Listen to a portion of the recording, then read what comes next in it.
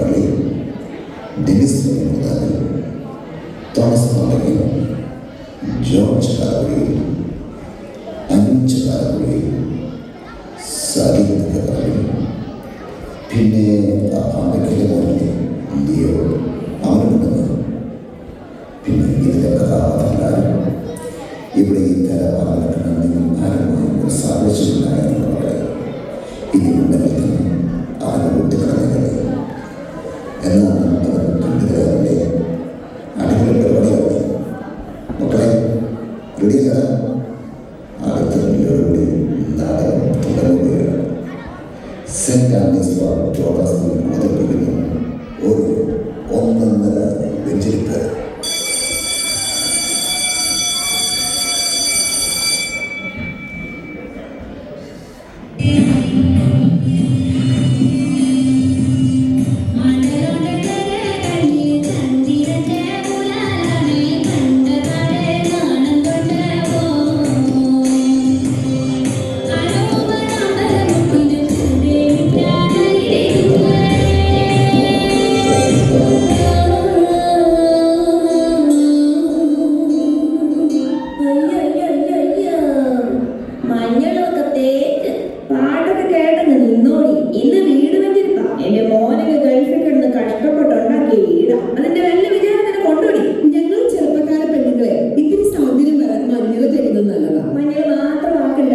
കുറച്ച് മല്ലിപ്പൊടി, സ്വല്പം കറി മസാലയും കൂടെ തേച്ച് പിടിപ്പിച്ച് നീ തിളച്ച എണ്ണയ്ക്കകത്ത് അങ്ങോട്ട് വീട് മുക്കി കോരി എടുക്കാം. എന്റെ വായിരിക്കുന്ന രാവിലെ കേൾക്കരുത് കേട്ടോ. നിന്റെയൊക്കെ ഈ കൂറ സ്വഭാവം കൊണ്ടായി എന്റെ 4 വർഷമായിട്ട് ഇങ്ങോട്ട് ഒരു അവധിക്ക് പോലും വരാത്തത്.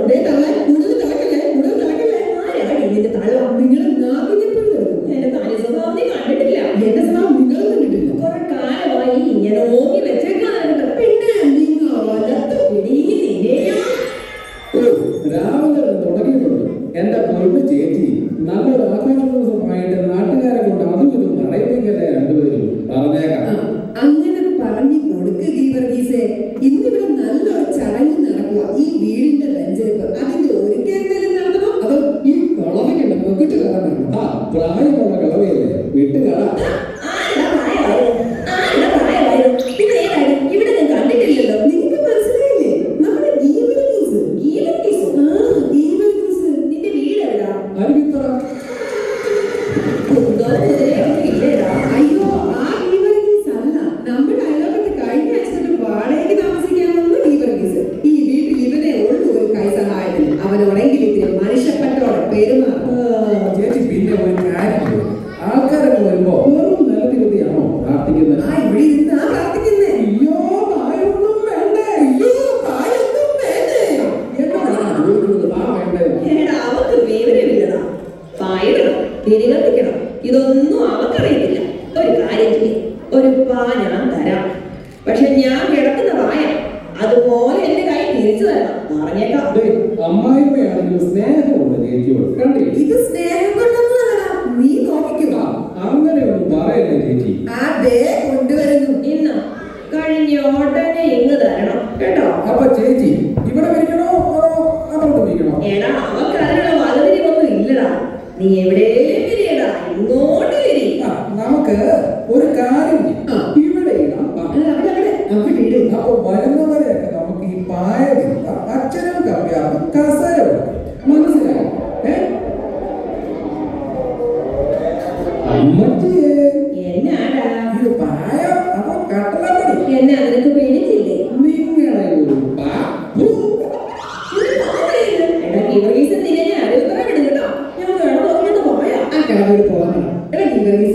ഞാനിതിന് അധികം പേരൊന്നും വിളിച്ചിട്ടില്ല.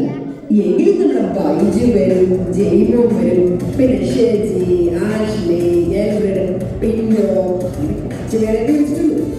കണ്ടോ ഗുണ്ടകളെ വിളിച്ചു വരുത്തുക. എനിക്കിട്ട് പണിതരാൻ വേണ്ടി ഈ കളം എന്റെ കയ്യിൽ മേടിക്കും. അതല്ല, അവർ വരുമ്പോഴേ അവർക്കൊരു ഊഴ കൊടുക്കണ്ടേടാ. ചേച്ചി, എത്ര മണിക്കാ വഞ്ചരിപ്പ്? 11 മണിക്ക്. അയ്യോ, ഈ 11 മണിക്ക് രണ്ടും കെട്ട സമയം. തന്നെ ഊണ് വേണ്ട, ചായയും ബിസ്ക്കറ്റും മതി. ചായയും ബിസ്ക്കറ്റും മതി. ചേച്ചി, വേറെ കാര്യം ചോദിക്കട്ടെ. ചന്തയിൽ പാല് വല്ലതും മേടിക്കണോ? ചന്തയില് പാല് മേടിക്കണം. ഇവിടെ ഓർത്തോണ്ട് നിന്നോ.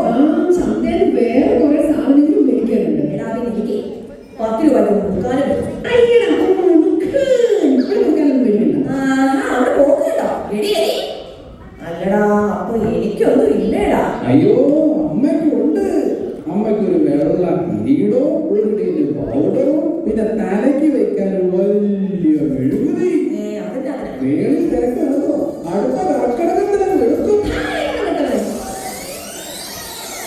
എല്ലാം റെഡിയായോ എന്തോ. ഇങ്ങോട്ട് സ്ഥലം മാറി വന്ന പുതിയ വികാരിച്ചനാണല്ലോ ഒന്ന് വെച്ചിരിക്കാൻ വരുന്നത്. അച്ഛനെ ശരിക്കും പരിചയപ്പെടണം.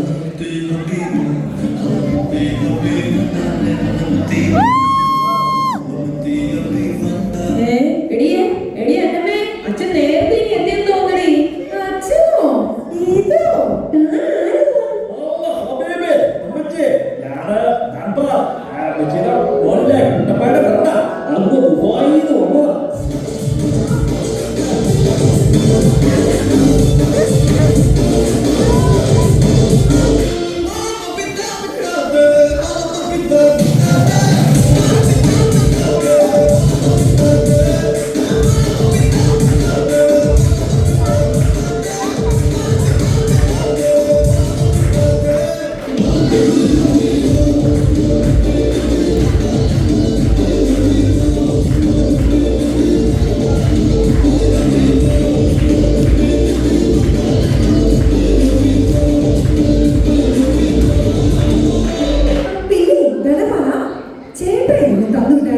എടിയൊരു മര്യാദയ്ക്ക് വേണ്ടി ഇതൊക്കെ ആദ്യം കയറി ചോദിക്കാമോ? എടാ മോനെ, ആ പൊതി എനിക്ക് തന്നാ മതി. അതെ, ഞാൻ പെട്ടെന്ന് പോകുന്നത് കൊണ്ട് കൂട്ടപ്രായി ഒന്നും തന്നിട്ടില്ല. നശിപ്പിച്ച്. പക്ഷെ കൂട്ടപ്രായി കൊടുത്ത വാവയുടെ കാര്യം ഇപ്പോഴും കാര്യം. അതുകൊണ്ട് ഞാൻ എല്ലാം കണ്ടറിഞ്ഞ് ഉടുപ്പൊക്കെ മേടിച്ചിട്ടാ പോന്നേക്കുന്നത്. ഓ എന്നെ സമ്മതിക്കണം. ഞാൻ അവനെ കൊണ്ടുവരാമേ. അവനെ ഇടിപ്പിച്ചു തരാണോ? ഈ എടുത്ത് ഇടിപ്പിച്ചു തരാണോ? ഇതാണ് അയ്യോ ഏത് മാവ? ഇതായിട്ട് മാവ. നീ പൊക്കോളം മോനെ. ഇനിയും ചുമ്മാ ഉണ്ടായിപ്പ. അപ്പോഴേ തരാ. എനിക്കൊന്നുമില്ലടാ. അയ്യോ അമ്മയ്ക്ക് കൊടുത്ത്. ഞാൻ ദുബായ് വലിയ നിലയില 90,000 രൂപ ശമ്പളം, 20 നില ഫ്ലാറ്റിൽ താമസം. എന്റെ ദൈവമേ. പിന്നെ അയ്യോ, ഇത് ആരോടെങ്കിലും ഒന്ന് പറയണം. എടീ കേട്ടോടി, 90. ഓ, നിന്നോട് എന്നാത്തിനാണ് ഈ പറയുന്നേ?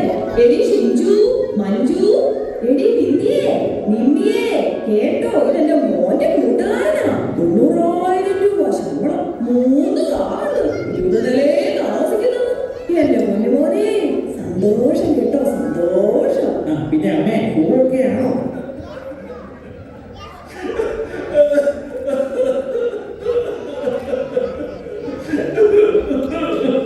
ഒന്നും പറയണ്ട മോനെ. ഒന്നും പറയണ്ട. അങ്ങനെ പറയരുത്. കടവയുടെ കള്ളക്കരച്ചിൽ കൂടി.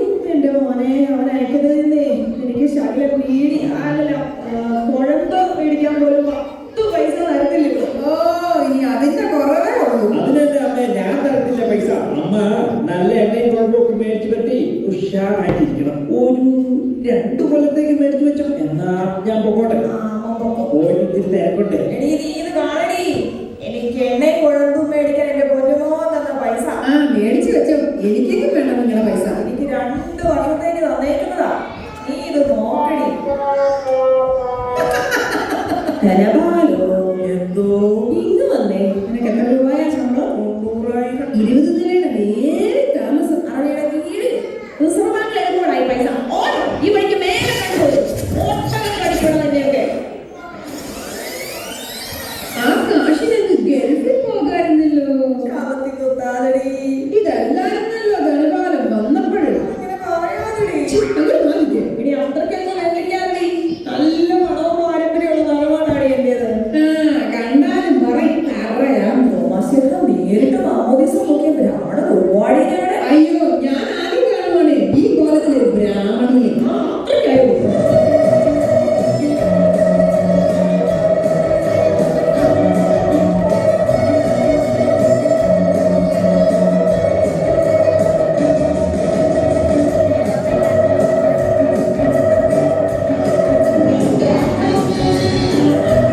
അതെ, അവിടെ പോയി. ഇതിന്റെ ബാക്കിയേ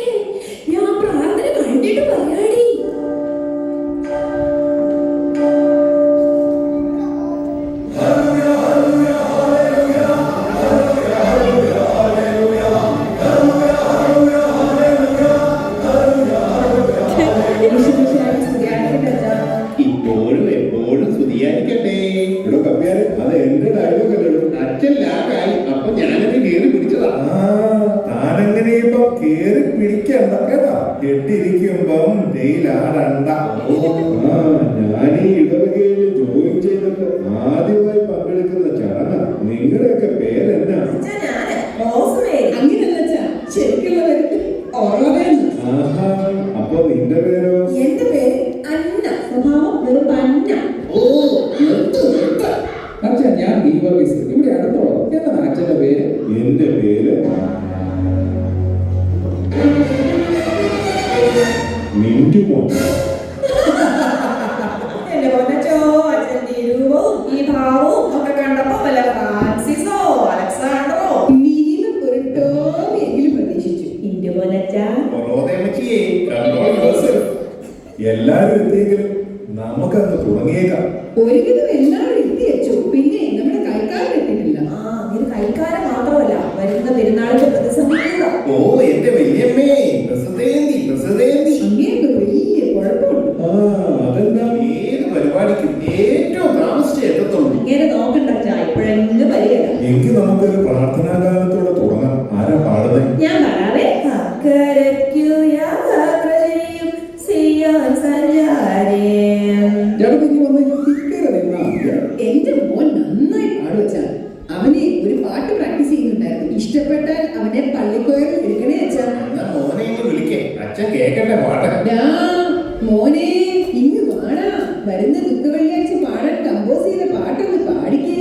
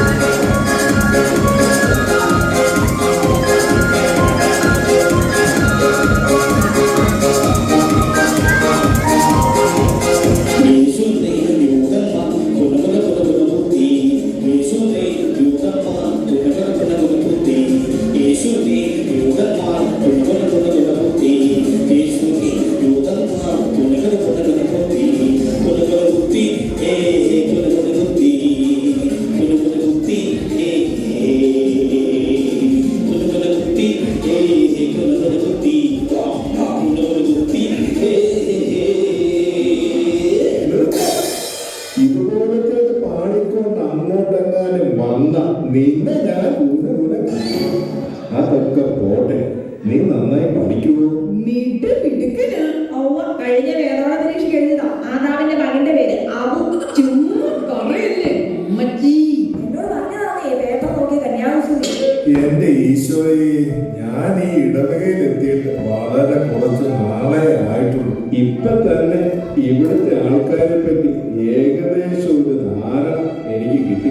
ഇതൊരു പണിഷ്മെന്റ് ട്രാൻസ്ഫർ ആണോ എന്ന് വരെ എനിക്ക് സംശയമുണ്ട്. തളരരുത് അച്ഛാ, തളരരുത്. ഞാൻ വന്ന ദിവസം തന്നെ ഒരുത്തൻ എന്റെ അടുത്ത് കുമ്പസാരിക്കാൻ വന്നായിരുന്നേ.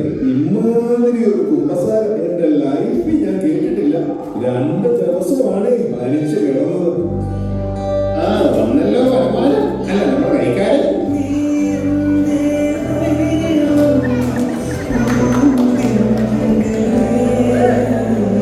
അച്ഛോ, ഈശോ ശരിയായിരിക്കട്ടെ. ഞാൻ താമസിച്ചില്ലല്ലോ. അച്ഛോ, അച്ഛനോട് വെച്ചാ ഈ ഇടവകയുടെ ഭാഗ്യം. ചുമ്മാ ഊഞ്ഞാലാട്ടല്ലേ കൈക്കാരാ. അതൊക്കെ എല്ലാവർക്കും അറിയാവുന്ന കാര്യങ്ങളാണ്.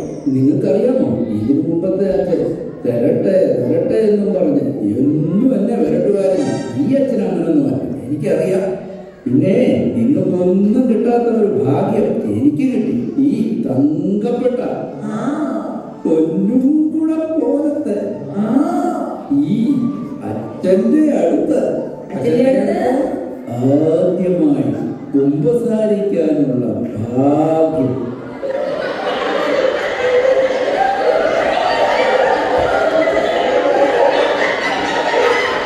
എന്നതാ കാര്യം? എനിക്കൊന്നും അങ്ങോട്ട് മനസ്സിലായില്ലല്ലോ. പക്ഷെ ഞങ്ങൾക്ക് എല്ലാം മനസ്സിലായി. എല്ലായിടത്തും താമസിച്ചു വരുന്ന സ്വഭാവം ഇനിയെങ്കിലും ഒന്ന് നിർത്തിയേക്കാം. അതിരിക്കട്ടെ, നിങ്ങളൊക്കെ പള്ളിയിൽ പതിവായി വരാറുണ്ടോ? ഞാൻ എന്ന് വരുന്ന അച്ഛാ, ദേ ഇവളുണ്ടല്ലോ മഹാമടിച്ചിയാ, പോകത്തില്ല. അതെന്താ അല്ലേ? അതച്ഛാ, കൊറോണയുടെ സമയത്തെ ഓൺലൈൻ കുർബാനയായിരുന്നല്ലോ. ഇപ്പൊ അത് ശീലായി. പക്ഷേ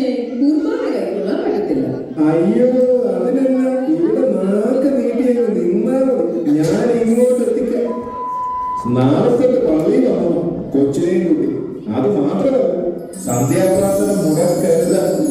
പിന്നെ ഓരോതയോട് എന്നും പള്ളിയിൽ പോകുന്നതൊക്കെ നല്ല കാര്യം. പക്ഷേ കുശുമ്പ് കുന്നായ്മയൊക്കെ ഒന്ന് കുറയ്ക്കണം. എന്നാലേ തമ്പുരാൻ പ്രാർത്ഥന കേൾക്കത്തുള്ളൂ. അച്ഛാ, ഒരു സംശയം. എന്നാ ഈയിടെ കുർബാനക്രമൊക്കെ മാറ്റം വരുത്തിയായിരുന്നല്ലോ. ഇതിന്റെയൊക്കെ വല്ല ആവശ്യമുണ്ടോ അച്ഛാ? പഴയ പോലൊക്കെ പോരാൻ ഓരോ പ്രയോജനമില്ലാത്ത കാര്യങ്ങൾ. ഗീവർഗീസിന്റെ ഫോണൊന്ന് കാണിച്ചേ. ഇത് ഏതാ മോഡല്? ഇത് iPhone 14 Pro Max.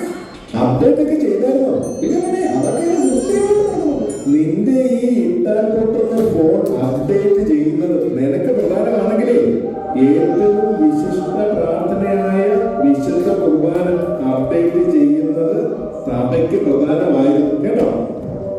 പിന്നെ മോനെ, മറ്റു വിഷയങ്ങൾ മാത്രമല്ല, വേദപാഠവും നന്നായി പഠിക്കണം കേട്ടോ. വിശുദ്ധ മദർ തെരേസയെ പോലെ എല്ലാവരോടും കരുണയും അനുകമ്പയും ഉള്ളവനായി മോൻ വളർന്നു വരണം.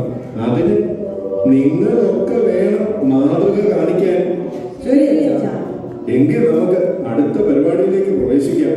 എല്ലാവരെയും ദൈവം അനുഗ്രഹിക്കട്ടെ.